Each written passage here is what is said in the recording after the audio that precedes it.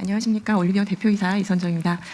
오늘 저는 올리브영 대표라기보다는 올리브영 전체 매출의 한 80% 정도를 차지하는 중소기업 브랜드사를 대표해서 이 자리에 참석했다고 생각합니다. 올리브영은 다들 아시겠지만 건강한 아름다움이라는 미션 하에서 헬스 앤 뷰티 카테고리를 집중적으로 육성하는 플랫폼 사업자입니다. 특히 그 사업에서 주력하고 있는 K-뷰티는 이제 단순히 그 일시적인 인기나 트렌드를 넘어서 국가 경제에 활기를 불어넣는 지금 대표적인 산업으로 성장하고 발돋움했다고 생각합니다. 그럼에도 글로벌 시장에서는 K-뷰티 성장이 아직 초기 단계에 있습니다. 여러 가지 그 글로벌 대형 코스메틱 사들과도 치열하게 경쟁해야 되는 상황인데요. 이런 상황에서 K-뷰티가 가진 경쟁력 있는 역량을 글로벌 시장에서도 충분히 펼쳐나갈 수 있도록 전폭적인 지원도 필요할 것으로 보고 있습니다. 저희 그 중소 브랜드들 아까 말씀드린 대로 80% 이상 중소 브랜드들이 이제 올리브영하고 거래를 하고 있는데요. 그럼 중소기업들에게 그 해외 진출 시 여러 가지 어려운 상황들에 대해서 애로사항이나 뭐 여러 가지를 청취하고 있는데 뭐 수출 인증이나 마케팅, 판로 개척과 같이 여러 가지 그 어려운 과제들이 산재되어 있는 거로 전해 듣고 있습니다. 이런 어려운 과제들은 민간 협업하에서 혁신적이면서도 단일 과제 해결이 아니라 통합적인 지원 체계가 좀 필요할 것으로 보고 있습니다. 현재 그 정부의 다양한 부처에서도 K-뷰티 성장을 위해서 다양한 방식으로 지원해주고 계신 만큼 저희 올리브영도 정부와 좀 밀착 협업해서 K-뷰티의 우수성을 글로벌에도 널리 알리고 정부와도 밀착 협업해서 K-뷰티 산업 성장을 위해서 최선을 다해서 기여할 수 있도록 하겠습니다. 네, 감사합니다. 말씀 감사합니다. 지금 저희가 제외 공간들을 그 문화와 그 기업 진출 교두보로 만들자 지금 이렇게 방침을 정하고 각 지금 외교부하고 각 부처에다 지시를 내놓은 상태인데 실제 현장에서 구체적으로 뭘 어떻게 해줬으면 좋겠다라는 그런 제안들을 좀 해주면 좋겠어요. 아니 지금 당장 하라는 건 아니고 뭐. 정부에서도 정부의 다양한 부처에서 예를 들어 식약처나 중기부나 코트라에서도 K-뷰티 성장을 위해서 다양한 방식으로 지원을 해주시는 걸로 알고 있는데요. 기업 입장에서는 좀 원스톱으로 좀 하나의 방식으로 좀 통합적인 관리가 지원되면 훨씬 더 수월하게 글로벌 진출에 도움이 될 수 있을 것 같습니다. 앞으로 이제 그런 방향으로 할 텐데 그 컨텐츠 그러니까 구체적 내용은 뭐 시스템이 우리가 만들어 갈 건데 통합적으로 구체적으로 좀 아이디어를 내주면 실제 주변에 좀 도움이 될 것 같아요. 나중에 그래서 우리 유진 회장님도 그런데 좀 그 기업인들 단체 이런 데서 좀 의견들 좀 모아가지고 좀 우리 정부하고 좀 협업을 좀 해주면 좋겠어요. 중기부 장관입니다.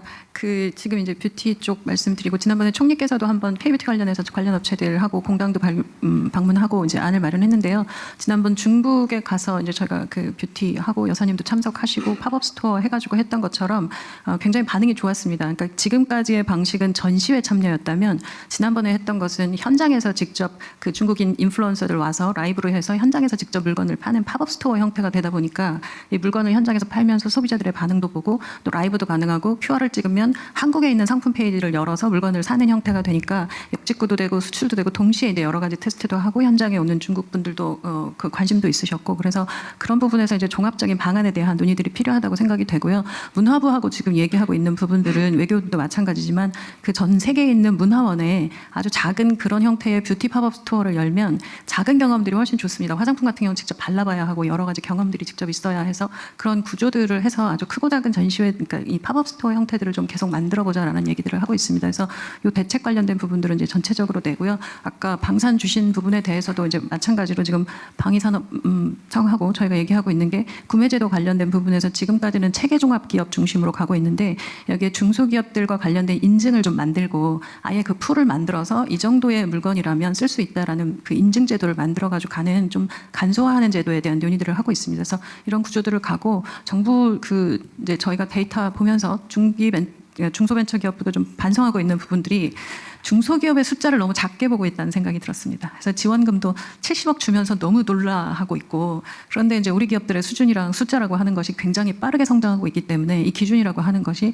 정부가 가지고 있는 매출 1,000억이라는 기업이 과연 정말 큰 기업이냐라고 하는 것에 대한 기준들 이런 걸 좀 정리해야 될 것 같습니다. 지난번 중국 갔을 때 옆에 있던 그 공신부 장관도 비슷한 얘기를 하던데 중국도 지금 100인 이하를 중소기업으로 보고 있었는데 이 기준을 다 이제는 100인 이하라 해서 중소기업이라 보기 어려운 정도의 성장이 빠르게 일어나지 중요하지 않습니까? 그래서 중국 같은 경우는 이제 한국은 지금 1,800억이라는 매출 기준으로 중소기업을 보고 있는데 중국은 지금까지 백인으로 봤던 기준을 토론을 하고 있다. 어떻게 다시 봐야 할지. 그래서 우리도 중소기업과 벤처에 대한 이 숫자, 지원금에 대한 숫자의 단위들 다시 봐야 된다는 생각을 요즘 하고 있습니다. 산업부 말씀드리겠습니다. 저도 이제 중국 가가지고 한 세 부를 나눠서 사실은 저는 대통령 일정과 다르게 또 그 진출 방안에 대해서 협의를 했었습니다. 하면서 느꼈던 게 애로사항이 딱 세 가지 이야기를 합니다. 첫째는 마케팅, 지금 현재 중국 관련해서. 두 번째는 인증과 애로. 그리고 또 하나가 올리브영 같은 데가 중국에 좀 들어왔으면 좋겠다. 왜냐하면 이게 그걸 담을 수 있는 그릇이 있어야 되는데 제가 보니까 올리브영은 중국에는 진출을 아직 안 하시는 걸로 지금 돼 있더라고요. 지금 그 대신에 이제 무신사가 와가지고 저희 묵었던 호텔 건너편에 무신사가 와 있어서 한번 제가 가봤는데 이 통 플랫폼 하나가 들어오면은 우리나라에 굉장히 많은 기업들이 참여할 수 있고 활동할 수 있겠다 하고요. 또 하나 이번에 가가지고 저희들이 했던 게 코트라하고 같이 한 4천억 불 정도 상담을 그 즉석에서 수출 계약 상담을 했었습니다. 그것도 이번에 했을 때 뭐 이게 워낙 저희가 큰 규모는 하다 보니까 사실은 규모가 크지 않다고 생각하는데 단일 규모는 최대의 성과 수출 계약 성과를 했었는데 그때 공통의 애로사항이 대통령님께서 말씀하셨다시피 중국에는 매년 지금 뭐 독일이나 일본 정도 시장 사이즈가 커지고 가까운 데를 놔두고 멀리 갈 필요 없겠다는 컨셉에서 저희는 지금 중국 시장을 특히 소비재 중심으로 해서 뭐 화장품 포함해서 같이 어떻게 만들어 볼까 하고요. 보니까 거기에 코트라가 19개 정도 무역관이 곳곳에 파견이 돼 있습니다. 그래서 제가 3월 달에 전체를 소집을 해서 한번 전체를 할 예정인데 저희가 할 수 있는 것들이 그동안에 많이 있었는데 대통령께서 말씀하셨다시피 산재해 있고 나눠져 있다, 분절되어 있다 보니까 힘을 발휘를 못하고 있는 게 보이더라고요. 그래서 저희가 이번에 올해 할 때는 그런 부분들을 물론 중기부도 같이 하고 할 텐데 해서 한번 해 나갈 텐데 저희는 오히려 올리브영 같은 데가 좀 위축되지 마시고 좀 시장이 좋은 데만 가지 마시고 지금 중국은 막 떠오르고 있는데 좀 적극적으로 한번 가주셔서 같이 나가주셨으면 감사하겠습니다. 중국은 이제 시작이겠죠. 전에 과거에 많이 진출했다가 대거 철수하지 않았어요? 그게 결국 외교 문제였는데 예. 한한령은 없었다고 하니까 없는 걸로 인정해주고 약간 부진했었다. 이제 다시 또 시작하면 될 것 같아요.